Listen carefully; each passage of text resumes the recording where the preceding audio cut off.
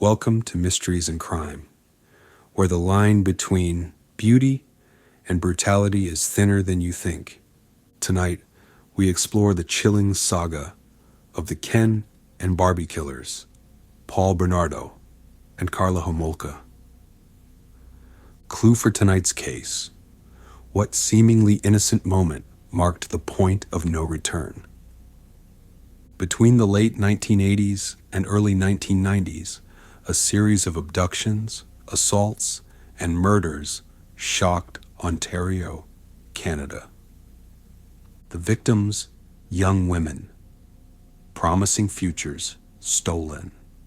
The suspects, a picture-perfect couple, hiding unspeakable horrors. This case shook a nation and still casts a dark shadow today.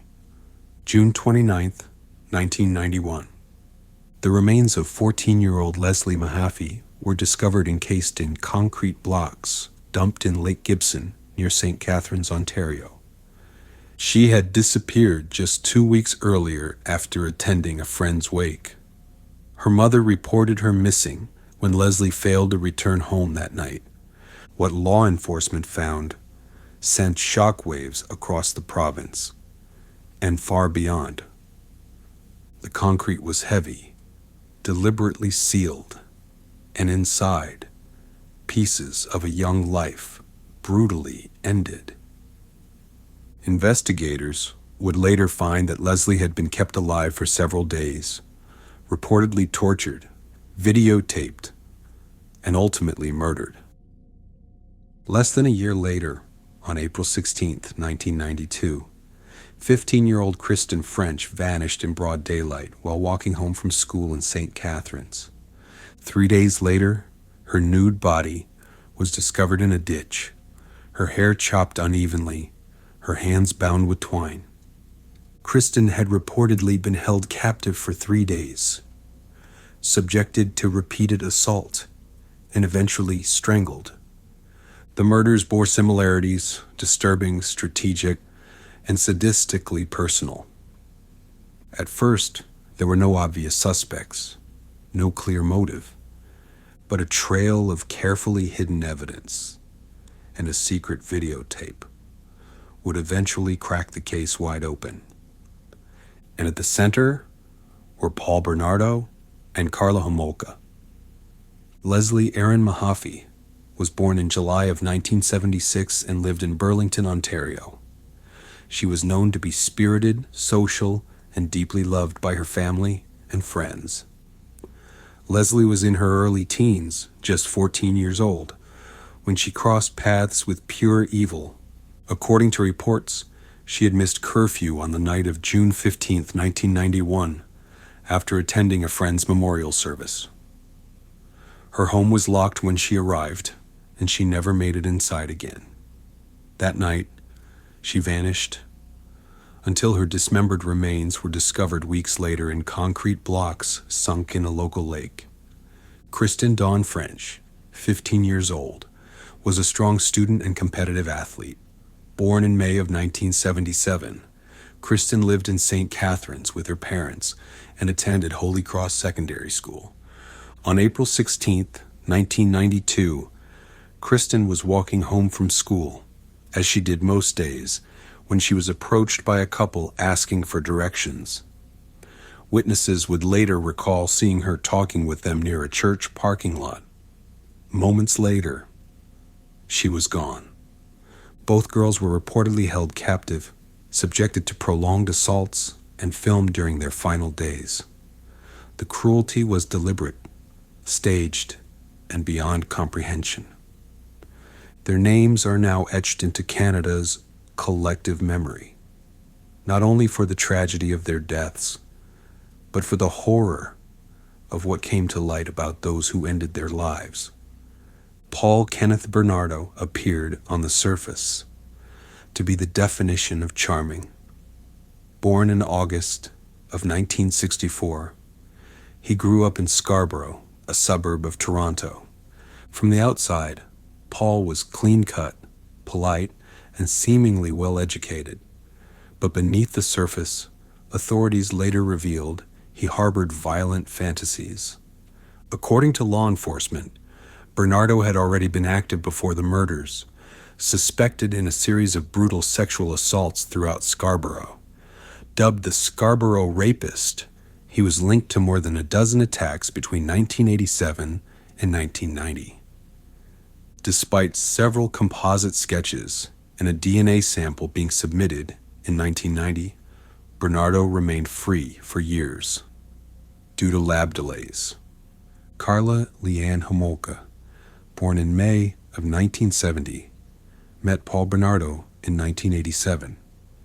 At the time, she was just 17 and reportedly fascinated by his charisma. Karla was, by many accounts, a bright, well-liked veterinary technician. She and Paul quickly became inseparable and married in June of 1991. But behind closed doors, their relationship was twisted. Allegedly, Karla became complicit and at times active in the crimes.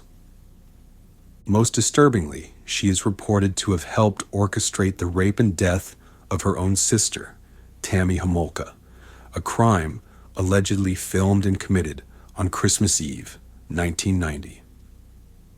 Though Karla would later claim she was under duress, others, including prosecutors, saw something darker.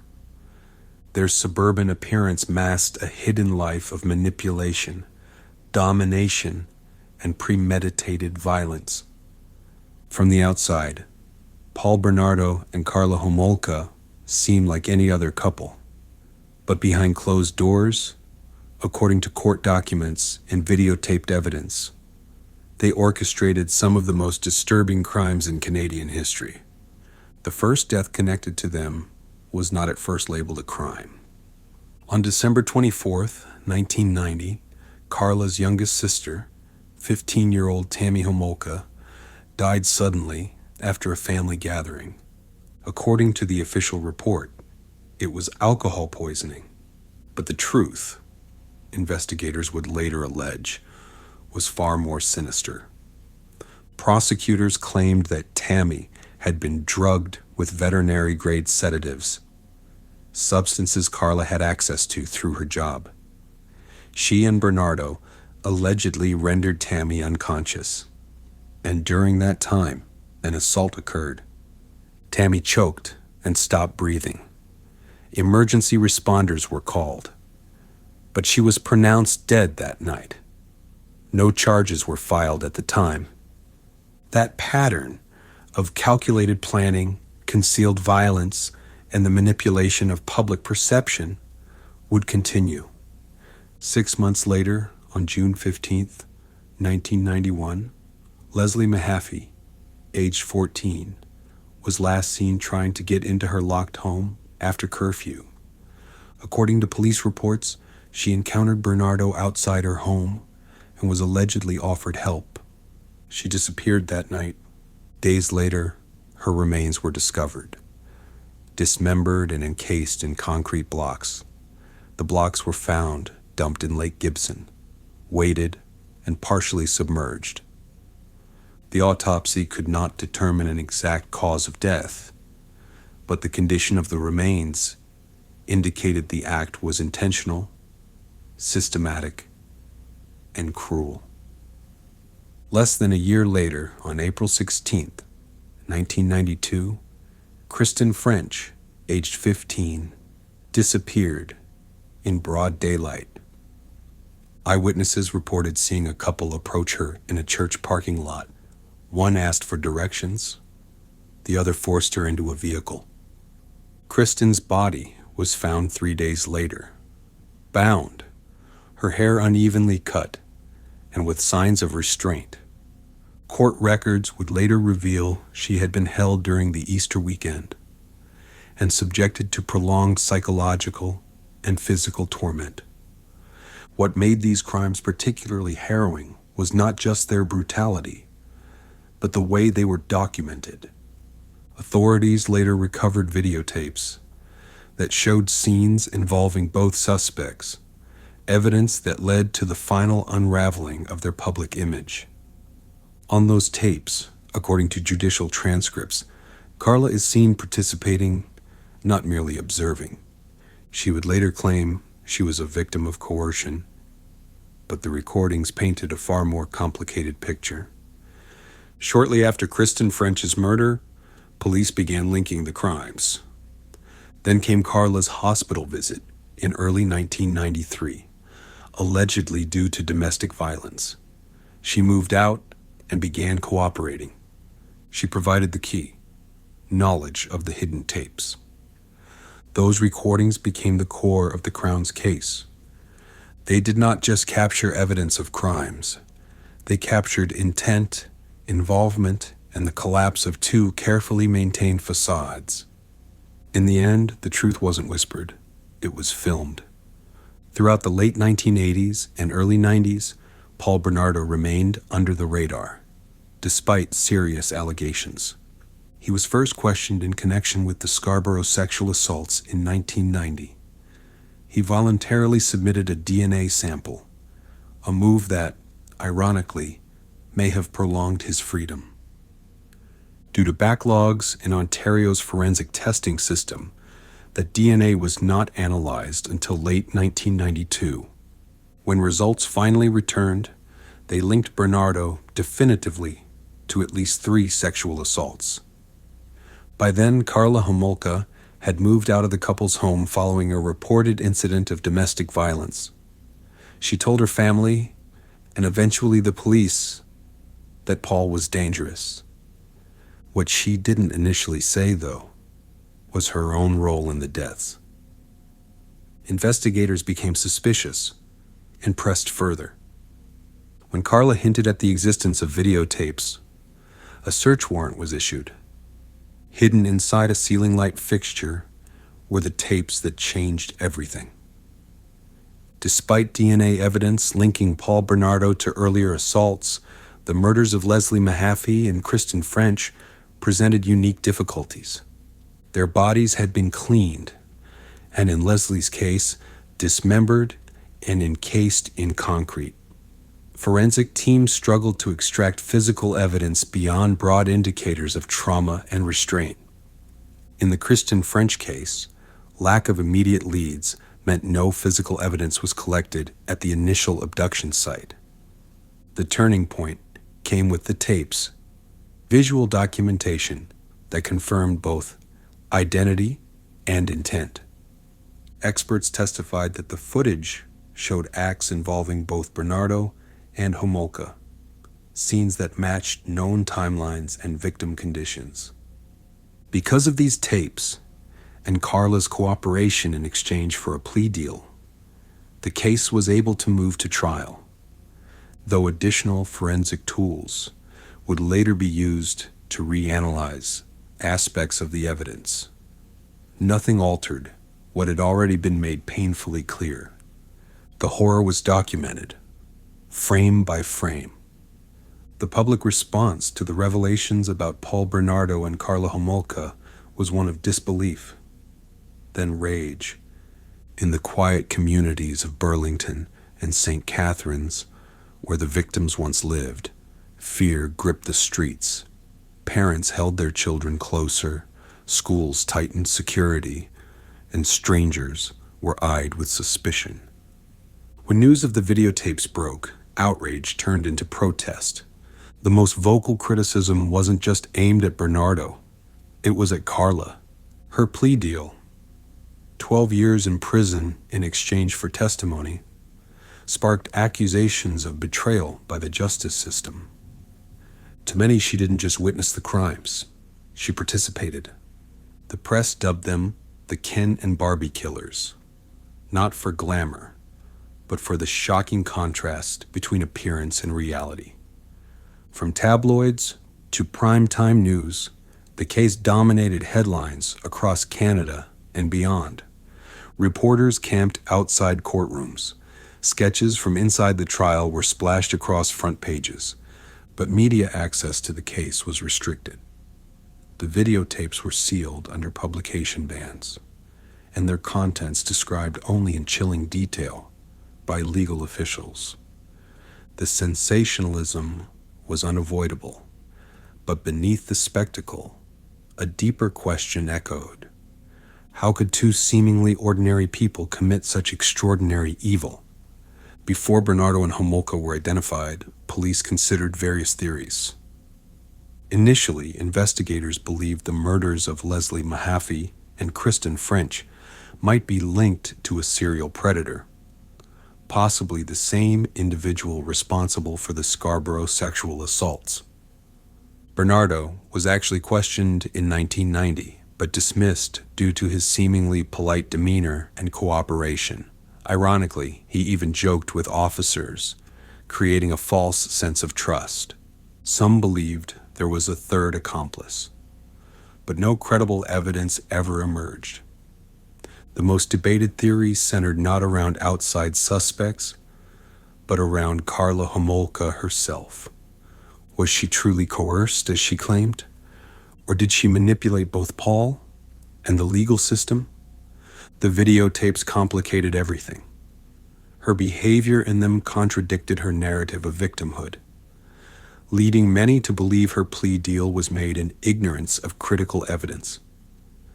By the time the tapes surfaced, it was too late. The deal stood.